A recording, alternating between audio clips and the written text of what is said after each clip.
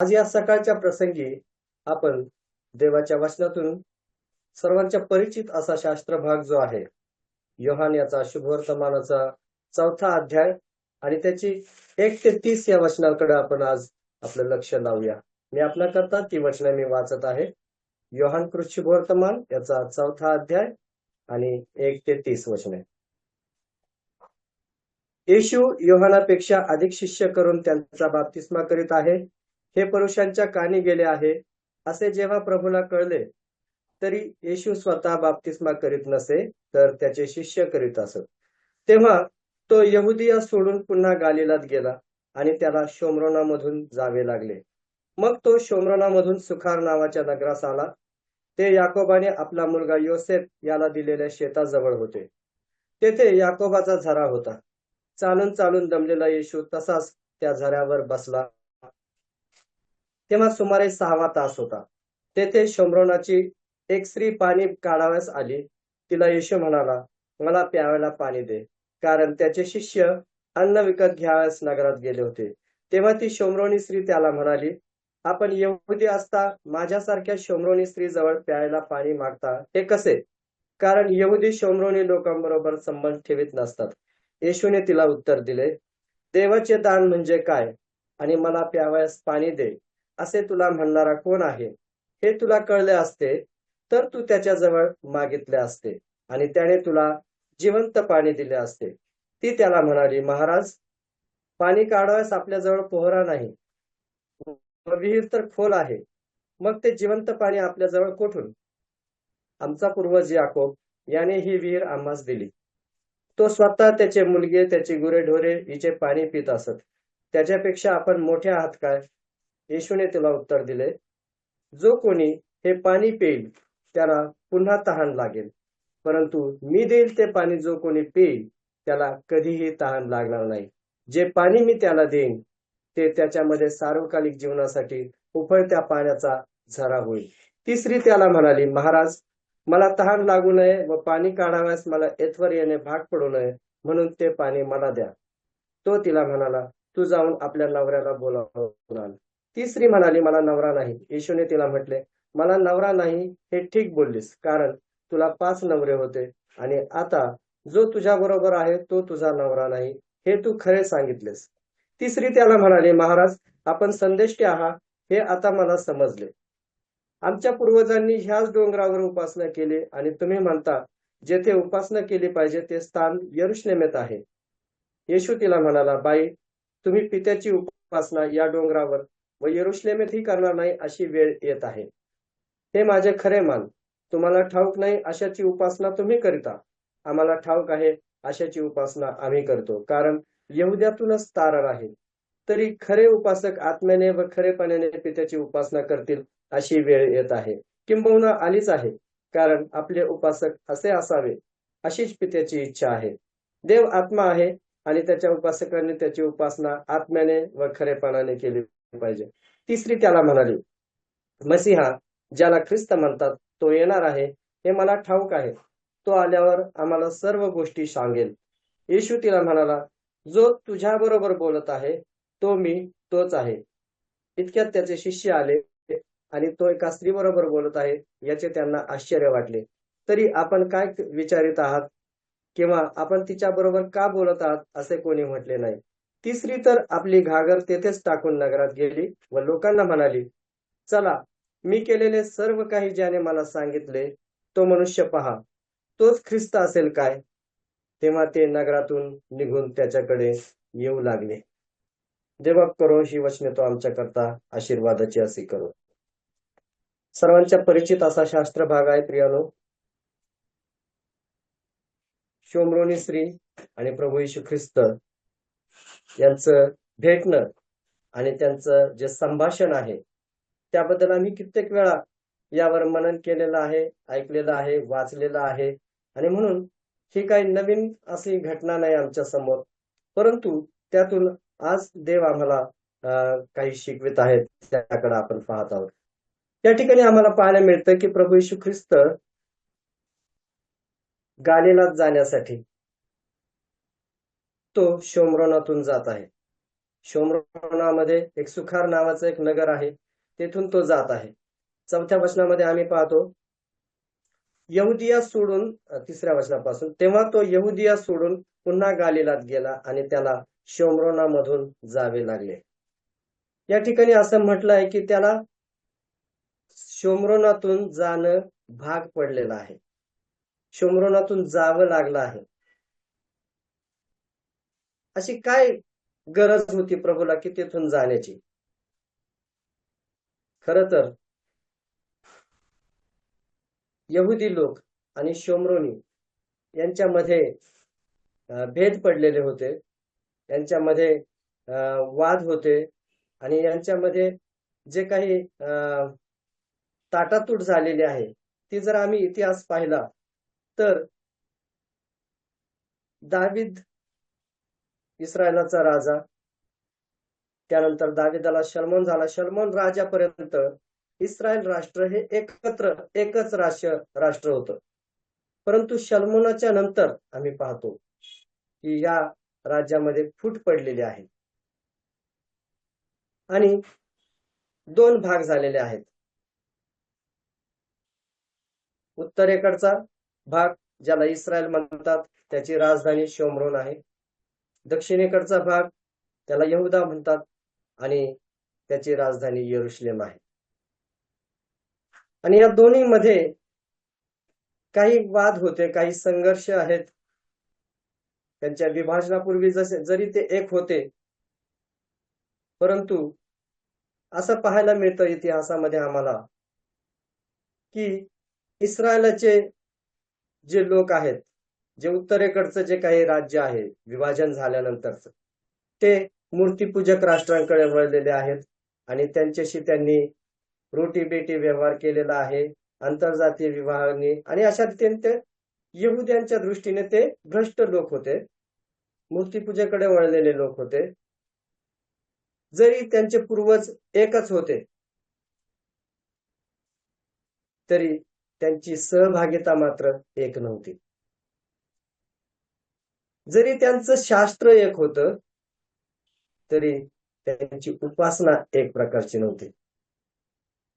हे कशामुळे घडलेलं आहे तर त्याच्या मागं मोठा इतिहास आम्ही पाहतो की ते देवाला सोडून ते भरकटलेले आहेत आणि अशा रीतीने मग शतकं लोटलेली आहेत आणि प्रभू येशू ख्रिस्त देह धारण करून या भूमीवर आला 2000 वर्षांपूर्वी. त्यावेळेस अशी परिस्थिती होती, राजकीय बदल होते, राजकीय फूट होती आणि त्याच प्रकारे हा जो शोम्रोनी यहुदी हा जो भेद आहे हा अतिशय वाढलेला होता, इतका की यहुदी लोक जर गालिलात जायचं आहे त्यांना यहुदियातून, तर मध्ये शोम्रोन लागतं, तर ते शोम्रोनाला टाळून थोडा लांबचा प्रवास करून ते गालिलाला जात असत. परंतु त्या ठिकाणी ते जात नसत, किंवा शोम्रोनांच्या नगरातून जाणं, त्यांच्या विहिरीवर जाणं किंवा त्यांची पाणी त्यांचं पिणं हे यहुदी लोक टाळत होते. आणि अशा रीतीने असं म्हटलंय की प्रभू येशू ख्रिस्ताला शोम्रोनातून जावं लागलं, त्याला भाग पडलं जाणं.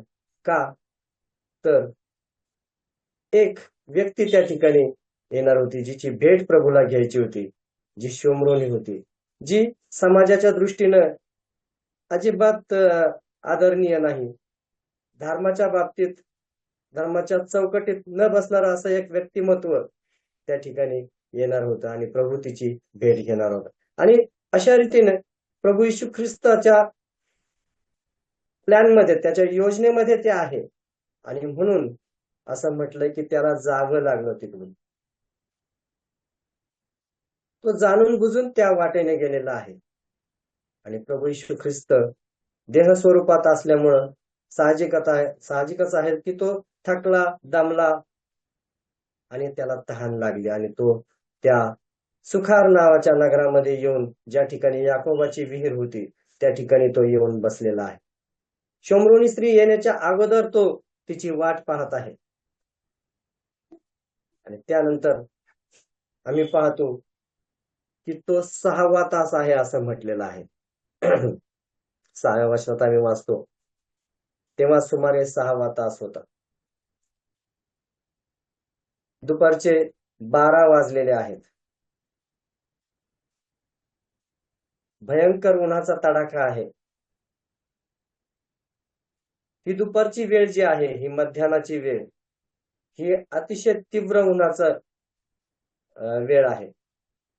आणि ही काय पाणी भरण्याची वेळ नाही. शक्यतो ऊन उतरल्यानंतर, संध्याकाळ झाल्यानंतर, थंड वातावरण झाल्यानंतर स्त्रिया तेथे पाणी भरण्यासाठी येत असत. आणि मग स्त्रिया एकत्र आल्यानंतर गप्पा गोष्टी, सगळ्या गोष्टी त्या ठिकाणी होत असत. परंतु ही स्त्री दुपारची वेळ तिने निवडलेली आहे. का? तर ती दुपारची वेळ अशासाठी होती की तिला कोणाशी संपर्क नको होता. कोणी बाहेर नाही पाहिजे त्या काळामध्ये. कारण तिच्याकडे तिरक्या कटाक्षाने पाहणारे लोक होते. तिच्याविषयी कुजबुज करणारे लोक होते. आणि हे सर्व टाळण्यासाठी तिने ही वेळ निवडली होती. आणि या भर उन्हामध्ये ती पाणी भरण्यासाठी त्या ठिकाणी आलेली आहे. आणि त्या ठिकाणी आम्ही पाहतो की प्रभू येशू ख्रिस्त तिला काय म्हणत आहे की मला प्यायला पाणी दे. प्रभू तिचं सगळं हिस्ट्री जाणत आहे, तिचं जीवन त्याला माहित आहे, तिचं अंतःकरण त्याला ठाऊक आहे, सर्व गोष्टी ठाऊक आहे. तो तिला दोष लावत नाही किंवा तिच्याशी संभाषण करण्याकरता त्याची सुरुवात आम्ही पाहतो की एका गरजेपासून सुरुवात त्याने केलेली आहे. आणि तो तिच्याकडे पाणी मागत आहे. आणि ज्या वेळेस प्रभूने संभाषणाला सुरुवात केली, तिच्याकडे प्यायला पाणी मागितलं, त्यावेळेस तिला एक आश्चर्याचा धक्का बसला. काय धक्का होता तो? की एक यहुदी रब्बी, एक गुरुजी, यहुदी लोकांचा शिक्षक, आणि तो शोमरोनी स्त्रीकडे प्यायला पाणी मागत आहे. यहुदी लोक इस्रायली लोकांना शोमरोनी म्हणत असत. आणि हा एक तुच्छतेने बोलण्याचा शब्द होता, शोमरोनी. आणि तिला आश्चर्य वाटलं, कारण वास्तविकता अशी होती. आणि अशा रीतीने ज्यावेळेस प्रभूने तिच्याकडे प्यायला पाणी मागितलं, तिला प्रश्न पडला. आणि ती म्हणाली की आपण यहुदी असता एका शोमरोनी स्त्रीकडे तुम्ही प्यायला पाणी मागता, हे कसं काय? कारण यहुदी लोक तर शोमरोनी लोकांशी संबंध ठेवत नाहीत. आणि प्रभू येशू ख्रिस्ताने तिला सांगितलं. त्याचं उत्तर काय आहे? तो म्हणतो की देवाचे दान, देवाची देणगी काय आहे? जे जिवंत पाणी, ते देणारा कोण आहे? तो मी आहे. आणि त्याला जर तू ओळखला असतस तर तू त्याच्याकडे मागितलं असतस, आणि मी ते तुला जिवंत पाणी दिलं असत. प्रभू येशू ख्रिस्त तिला आता ज्या विहिरीवर तो बसलेला आहे, जी याकोबाची विहीर आहे, ती कधी काळी आटणारी आहे, त्या आटणाऱ्या पाण्यापासून त्याचं संभाषण कुठं गेलेलं आहे? जिवंत पाण्यापर्यंत गेलेलं आहे, जे अनंत काळचं जीवन देणार, जे पिल्याने कधीही तहान न लागणार.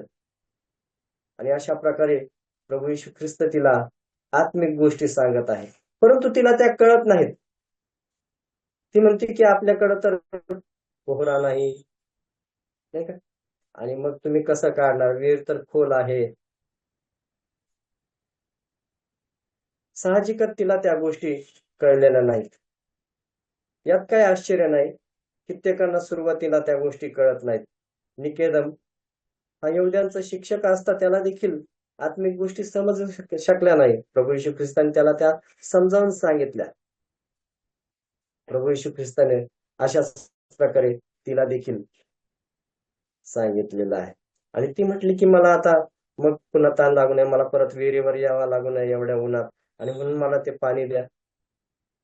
प्रभू येशू ख्रिस्त तिला म्हणाला, जा आपल्या नवऱ्याला बोलावून आण. प्रभू येशू ख्रिस्त तिला दोष देण्याकरता म्हणत नाही किंवा तिला हिणवण्याकरता बोलत नाही, तर प्रभू येशू ख्रिस्त तिच्या अंतःकरणात स्पर्श करत आहे. तिच्या अंतःकरणातल्या खोल जखमेला तो स्पर्श करत आहे. तिची परिस्थितीला तो हात घालत आहे. जी दुःखित परिस्थिती आहे तिची, जी समाजामध्ये तिला वागणूक नाही, समाजापासून ती लांब राहण्याचा प्रयत्न करत आहे,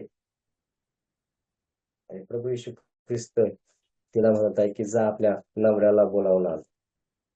आणि ती त्या ठिकाणी म्हणते की मला नवरा नाही. प्रभू येशू ख्रिस्त म्हणाला, तू ठीक बोललीस, बरोबर बोललीस, खरं बोललीस, कारण तुला 5 नवरे होते आणि ज्याच्या बरोबर तू राहतेस तो तुझा नवरा नाही. ती तिची परिस्थिती किती दुःखमय परिस्थिती होती. 5 नवरे ज्यांनी तिच्याशी करार केलेला होता, तिच्या बरोबर राहण्याचा, तिची काळजी घेण्याचा, तिची देखभाल करण्याचा, तिचं रक्षण करण्याचं, ते 5 जणांनी ते करार मोडून ते निघून गेलेले आहेत. शेवटी ज्याच्याजवळ ती राहत आहे त्याच्याजवळ तिला कसली गॅरंटी नाहीये, कसला करारनामा नाहीये, कारण तो तिचा नवराच नाही. तो कुठली जबाबदारी घेणार नाही, कुठला आश्रय नाहीये, कुठली खात्री नाहीये. आणि तिचं अंतःकरण भरून आलेलं आहे. तिला समजलं आहे, तिने जाणलेलं आहे की तो मसीहा आहे. आणि ती म्हणाली की मला ठाऊक आहे की एक दिवस मसीहा येणार आहे आणि तो सर्व गोष्टी उघड करणार आहे. होय प्रियानो, त्या मध्यानाच्या समयी, त्या दुपारच्या समयी भयंकर प्रकाशामध्ये ती आलेली आहे. आणि प्रभू येशू ख्रिस्त जो जीवनाचा प्रकाश, त्यानं तिचं अंतःकरण उजळून टाकलेलं, आणि त्या ठिकाणी तिचं सर्व काही उघड झालेलं आहे. जीवन, कृपा पूर्ण प्रकाशामध्ये प्रकट झालेली आहे, अंधारातून आलेली नाही, काही झाकलेलं नाही. आणि प्रभूनं तिचं जीवन तिच्या पुढे ठेवलेलं आहे. तिनं त्याला ओळखलं आहे. ती म्हणाली की मी ऐकलं आहे, मला ठाऊक आहे की मसीहा येणार आहे. आणि प्रभू येशू ख्रिस्ताने तिला स्वतःला प्रकट केलं त्या ठिकाणी आणि म्हटलं की जो तुझ्या बरोबर आता बोलत आहे तोच तो मी आहे. होय प्रियानो, त्या स्त्रीनं आपली घागर तिथेच टाकलेली आहे, आपली घागर तिथंच टाकली